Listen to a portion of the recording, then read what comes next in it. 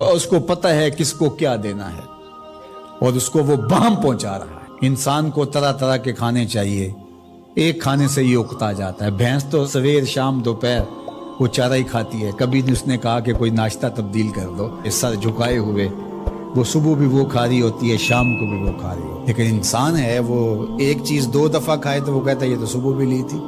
سوا دے کر ہی آئے جام تغیر بھی ضروری ہے، کوئی رت ہو عمر بھر اچھی نہیں لگتی۔ اس کی طبیعت میں تنوع ہے، کبھی کہتا ہے کہ مجھے کھانے کے لیے میٹھا چاہیے، کبھی کہتا ہے مجھے نمکین چاہیے، کبھی کہتا ہے چٹکارے دار چاہیے، کبھی لحمیات کی آرزو ہوتی ہے، کبھی سبزیوں کی طرف اس کا دل مائل ہوتا ہے، کبھی کہتا ہے کہ نہیں آج میں نے یہ لینا ہے، آج میں نے وہ لینا ہے، اور میرے اللہ نے اس کے لیے سارے انتظام کر رکھے ہیں۔ اللہ اکبر۔ اور جس کو ایک چاہیے اس کو ایک ہی دے رہا ہے، اور جس کو جتنا چاہیے اس کو اتنا دے رہا ہے۔ ہمیں تو ہنڈیا کے لیے ½ کلو یا 1 پاؤ گوشت چاہیے ہوتا ہے، لیکن شیر کو میں نے افریقہ کے اندر لائیو ناشتے کرتے دیکھا ہے، اور وہ پورا حرم جو ہے وہ ہڑپ کر جاتا ہے، اللہ روز اسے دیتا ہے۔ ہنس ایک پرندہ ہے، وہ سچے موتی کھاتا ہے، اور سچے موتی پنساری سے آپ لینے جائیں تو تولوں ماشوں میں ملیں، اور وہ بھی لاکھوں روپے میں، اور وہ بھی تیقن سے آپ نہیں کہہ سکتے کہ اس میں 2 نمبری تو نہیں ہے، یہ واقعتاً صحیح ہے، چونکہ آج کل تو یہ چیزیں چلتی ہیں، لیکن اس کو پیٹ بھر کے چاہیے ہوتے ہیں صبح شام دوپہر۔ اور دنیا کے اوپر ایک ہنس نہیں رکھا ہوا اللہ نے، لاکھوں ہنس کروڑوں ہنس دنیا پہ پائے جاتے ہیں، اور ان کو اربوں موتی روز چاہیے، اللہ روز عطا کر رہا ہو۔ تو یہ ہے اس کی ربوبیت، جس کو جو چاہیے وہ عطا کر رہا ہو۔ رب العالمین، تمام جہانوں کا پالنے والا ہے۔ رب کا معنی علماء نے یہ کیا ہے، حضرت عبداللہ ابن عباس فرماتے ہیں انہ مالک الدنیا وانہ مالک الاخرى، یہ دنیا کا بھی مالک ہے اور آخرت کا بھی مالک ہے۔ رب یہ صرف دنیا میں ہی نہیں، آخرت کے اندر بھی اس کے خانے کرم پہ لوگ پل رہے ہوں گے، اور دنیا میں بھی اس کے خانے کرم پہ لوگ پل رہے ہیں۔ اب عالم کیا ہے؟ ما سوی اللہ کو عالم کہتے ہیں۔ علماء نے اس پر بہت کچھ لکھا، لیکن حضرت وہب بن منبہ رضی اللہ تعالیٰ عنہ فرماتے ہیں کہ 18,000 عالم ہیں، ان میں سے ایک عالم یہ عالم دنیا ہے۔ بہت ساری چیزیں ہیں، ہماری انسان کی پہنچ ہی وہاں تک نہیں ہے۔ وما یعلم جنود ربک الا هو، اللہ کے لشکروں کو کون جانے؟ اللہ، وہی جانتا ہے اس نے کیا کیا پیدا کیا۔ انسانی مرغ عقل تھک کے گر جاتا ہے۔ اللہ اکبر۔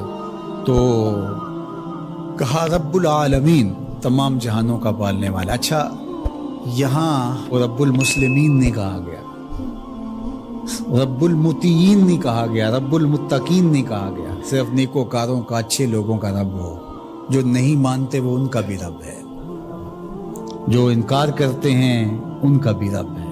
اللہ اکبر۔ یہ اس کی ربوبیت کی شان ہے کہ وہ اپنوں بیگانوں کو سب کو نواز رہا ہے۔ اور اگر آپ کی توجہ ہو تو یہاں ایک جملہ اور کہنا چاہوں گا، رب کا لفظ جو ہے وہ واحد ہے اور عالمین جمع ہے۔ رب العالمین، ایک رب اتنے جہانوں کو پال رہا ہے، ایک رب اتنے جہانوں کو پال رہا ہے۔ چلو اس سے آگے ایک اور بات کروں، رب واحد ہے اور عالمین جمع ہے، تو ایک رب کے کئی بندے ہو سکتے ہیں، ایک بندے کے کئی رب نہیں ہو سکتے۔ اس لیے رب کو واحد رکھا، عالمین کو جمع رکھا، کیونکہ اگر ایک خادم جو ہے، ایک غلام 5-6 آقا رکھے تو ایک کہے پانی لے کے، اور دوسرا کہے کہ میرے حقے میں آگ بھرو، اور تیسرا کہے تو وہ کدھر جائے گا کدھر جائے گا، اور ایک آقا 100 خادموں سے بھی کام لے رہا ہے۔ تو رب کو واحد رکھا، عالمین کو جمع رکھا، اس لیے بندے کا رب ایک ہی ہو سکتا ہے، 360 نہیں ہو سکتے۔ رب ایک ہی ہوگا، اور ایک رب کے ہی بندے جو ہیں وہ ہزاروں ہیں۔ وہ تمام جہانوں کو پال رہا ہے۔ کیوں پال رہا ہے؟ کوئی ضرورت ہے اسے؟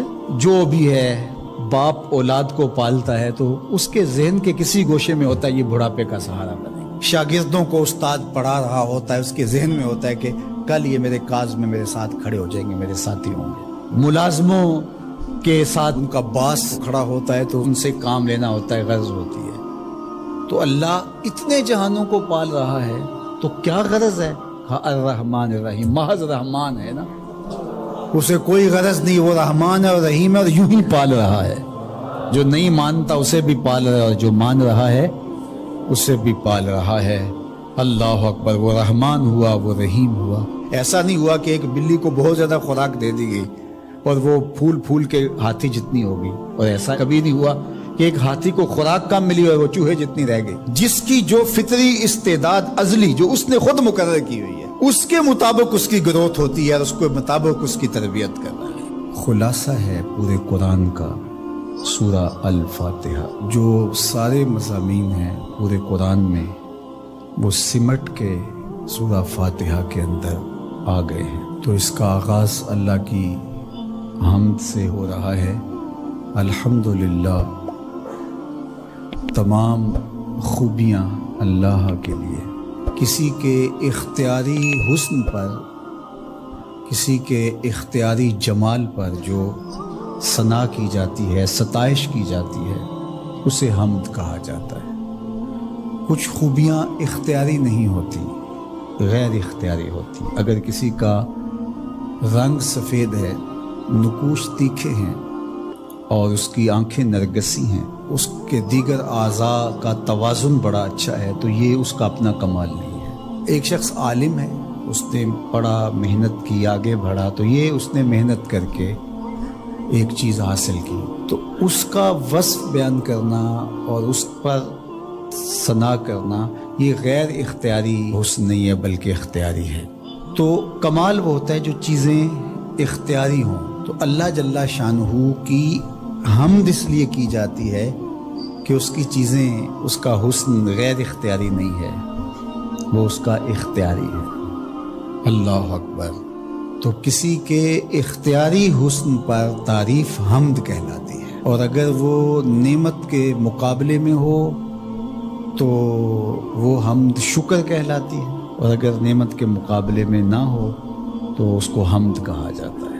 حضرت کعب احبار رضی اللہ تعالی عنہ فرماتے ہیں کہ الحمد کی تفسیر ثناء اللہ ہے، اللہ کی ثنا، اللہ کی تعریف۔ اور حضرت ضحاک بن مزاحم نے اس کا ترجمہ کیا ہے الحمدللہ رداء الرحمن، یہ رحمان کی چادر ہے۔ جس طرح چادر زینت دیتی ہے اور وقار کی علامت ہوتی ہے، اور اہل عرب کندھے کے اوپر چادر ڈال کر کے جو ہے وہ ایک خاص ان کی حیت ہوتی ہے۔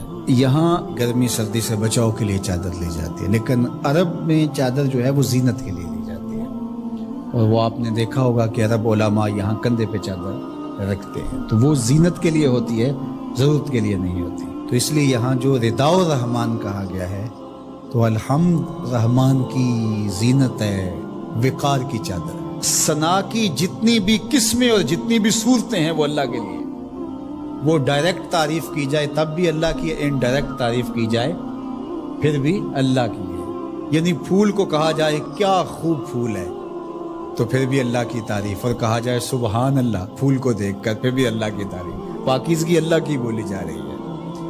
اور اگر اس کی درزوں کو، اس سے مہکتی نکلتی خوشبو کو، اس کے رنگوں کا جمال اور اس کی لطافت دیکھ کر کے کہ واہ کیا کھلا ہوا شگفتہ گلاب ہے، تو آپ گلاب کی تعریف کر رہے ہیں لیکن خالق گلاب کی تعریف کر رہے ہیں، یہ انڈائریکٹ تعریف۔ تو خوبی کی جتنی بھی صورتیں ہیں، چاہے وہ ڈائریکٹ ہو، چاہے وہ انڈائریکٹ ہو، چاہے وہ قولن ہو، رویتن ہو، فعلن ہو، جس طرح ہو، اللہ کے لیے ہے۔ اس کی تم کیوں خوبیاں بیان نہیں کرو گے؟ الحمدللہ رب العالمین، وہ تمام جہانوں کو پالنے والا۔